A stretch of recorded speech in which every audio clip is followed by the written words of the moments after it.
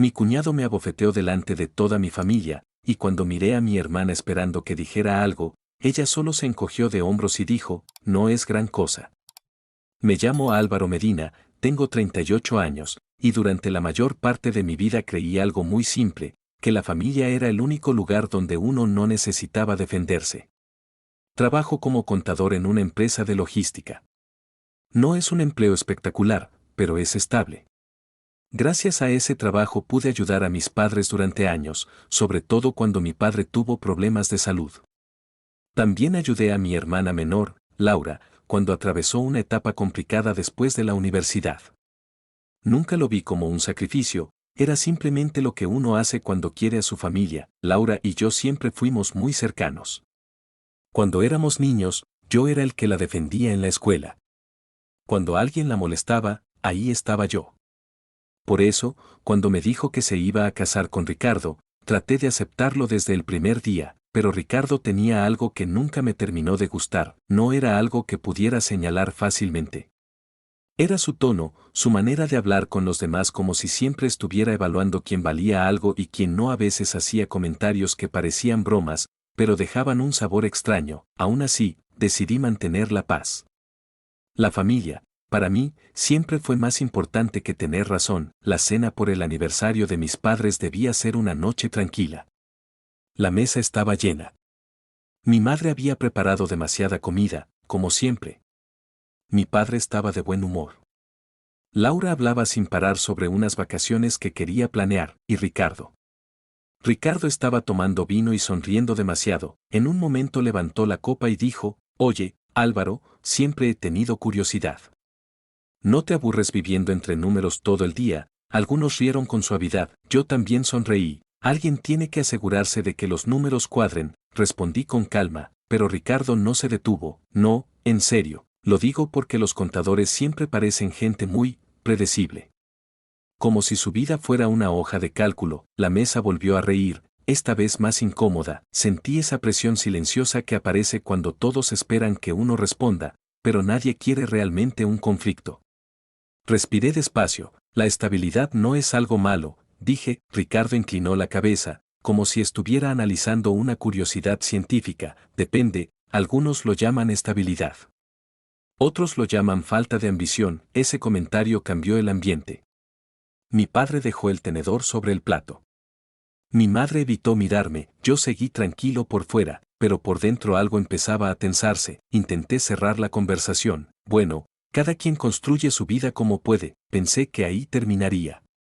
Pero Ricardo se levantó de la silla, se acercó demasiado, y antes de que alguien reaccionara, su mano golpeó mi cara. La bofetada fue seca, no muy fuerte, pero suficiente para que toda la mesa se quedara congelada. Sentí el calor subir por mi mejilla. No dije nada. No me levanté, solo miré alrededor. Mi padre estaba paralizado, mi madre parecía confundida, y Laura. Laura suspiró como si aquello fuera una molestia menor. Álvaro, por favor, dijo, no exageres. No es gran cosa, es curioso cómo un momento puede cambiar algo dentro de uno. La bofetada dolió, pero lo que realmente se quedó conmigo fue esa frase, no es gran cosa. Bajé la mirada hacia mi plato, pensé en todas las veces que había ayudado a mi familia. En todas las decisiones que tomé para mantener la paz, y por primera vez en mucho tiempo, sentí algo diferente. No era rabia, era claridad. Porque en ese silencio alrededor de la mesa entendí algo que hasta entonces había ignorado. Ricardo no se había atrevido a hacer eso por impulso, lo había hecho porque estaba seguro de que nadie lo detendría. Y cuando alguien actúa con tanta seguridad, normalmente es porque cree que ya tiene el control de algo más. Esa noche volví a casa con la cara todavía ardiendo, no por el golpe, sino por lo que significaba. Durante el camino de regreso conduje en silencio. La ciudad estaba tranquila, pero mi cabeza no lo estaba. Una pregunta daba vueltas una y otra vez, ¿por qué Ricardo se sintió tan cómodo haciendo eso delante de todos? La gente no se comporta así sin razón. Cuando llegué a mi apartamento me miré en el espejo del baño. La marca en la mejilla ya casi no se notaba. Pero recordé perfectamente la escena, la mesa, el silencio, y sobre todo la reacción de Laura. No es gran cosa. Repetí esa frase en voz baja, era extraño. Mi hermana nunca había sido así conmigo. Podíamos discutir, como cualquier familia, pero siempre terminábamos apoyándonos.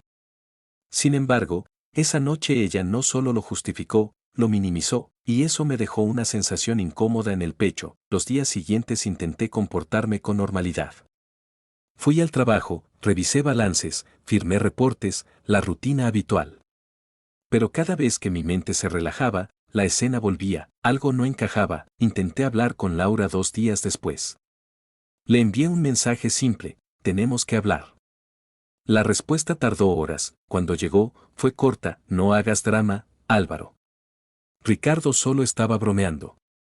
Leí el mensaje varias veces, no respondí. 3 días después le volví a escribir. Esta vez para invitarla a tomar café, como hacíamos antes. No contestó. Ese silencio empezó a decir más que cualquier palabra. Una semana pasó así. Yo observando, pensando, tratando de entender qué estaba pasando realmente. Entonces llegó la llamada de mi madre. Era domingo por la tarde, su voz sonaba nerviosa. Álvaro, tu cuñado ha estado viniendo mucho a casa últimamente. Así, dice que quiere ayudarnos con algunos papeles, cosas sobre la herencia familiar. No dije nada al principio. Dice que es mejor organizar todo ahora, para evitar problemas en el futuro. Ahí fue cuando sentí ese pequeño clic mental que a veces aparece cuando un número no cuadra en una hoja de cálculo. Trabajo revisando contratos todos los días, y hay frases que siempre me hacen desconfiar. Es solo un trámite. Es por el bien de todos. Para evitar problemas. Mi madre continuó hablando, nos pidió que firmáramos unos documentos. Dice que es algo sencillo. ¿Los firmaron? No todavía. Queríamos preguntarte primero, ¿tú entiendes más estas cosas? Colgué el teléfono unos minutos después, pero mi cabeza ya estaba trabajando. Ricardo humillándome delante de todos, Laura restándole importancia, y ahora, documentos sobre la herencia, demasiadas piezas moviéndose al mismo tiempo. 2 días después pasé por la casa de mis padres. Mi madre me entregó una copia de los papeles que Ricardo había dejado. Los revisé esa misma noche, línea por línea, página por página. Algo en la redacción me incomodó desde el principio. Las cláusulas eran largas, demasiado técnicas para algo que supuestamente era simple. Decidí hacer algo que en mi trabajo es casi una costumbre. Llamé a un amigo abogado. Nos conocemos desde la universidad y confío en su criterio. Le pedí que revisara los documentos conmigo al día siguiente. Cuando terminamos de leerlos, él se quedó en silencio unos segundos, luego levantó la mirada. Álvaro, ¿sabes lo que dice realmente esto? Negué con la cabeza. Entonces señaló una sección específica del contrato. Esto no es una reorganización familiar. Sentí un frío recorrerme el estómago. Es una transferencia progresiva de propiedad hacia una empresa. ¿Qué empresa? Mi amigo giró el documento y señaló el nombre, una empresa que pertenecía a Ricardo. En ese momento todo empezó a encajar: la bofetada, la seguridad con la que actuó, el silencio de Laura. Ricardo no estaba provocando una discusión familiar, estaba marcando territorio.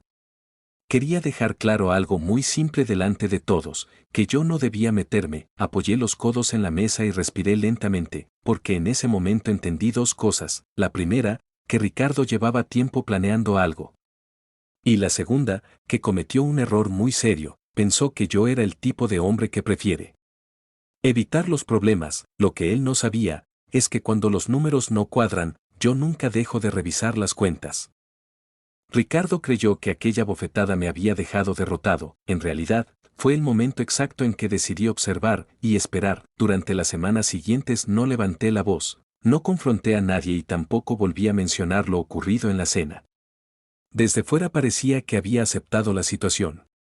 Incluso Ricardo dejó de hablar del tema, pero yo estaba trabajando. En mi profesión aprendí algo muy claro: los números siempre cuentan una historia, aunque la gente intente ocultarla. Primero revisé los documentos que Ricardo quería que mis padres firmaran. Luego busqué registros de la empresa que aparecía en el contrato. No fue difícil encontrar información pública. Lo difícil fue entender por qué alguien querría ocultarla. La empresa tenía deudas importantes, no pequeñas, enormes. Además, había demandas pendientes relacionadas con pagos atrasados y préstamos incumplidos. Si mis padres transferían parte de sus propiedades a esa empresa, no solo perderían control, también quedarían expuestos a responsabilidades legales. En pocas palabras, Ricardo no estaba organizando una herencia. Estaba construyendo una trampa, decidí hablar con el abogado que había revisado los documentos conmigo. También hablé con el abogado que había trabajado con mis padres durante años. Ambos coincidieron en algo: si mis padres firmaban esos papeles, las consecuencias podían ser graves, así que tomé una decisión: no iba a discutir con Ricardo en privado, iba a hacerlo delante de todos. Una semana después llamé a mi madre y le pedí que organizara una reunión familiar en la casa. Le dije que era importante revisar esos documentos antes de que alguien firmara algo. El día llegó, la sala estaba tranquila cuando entré. Mis padres estaban sentados en el sofá. Laura parecía nerviosa. Y Ricardo estaba apoyado en la mesa con una sonrisa relajada, la misma sonrisa que tenía en la cena. ¿Otra reunión sobre los papeles?, dijo con tono ligero.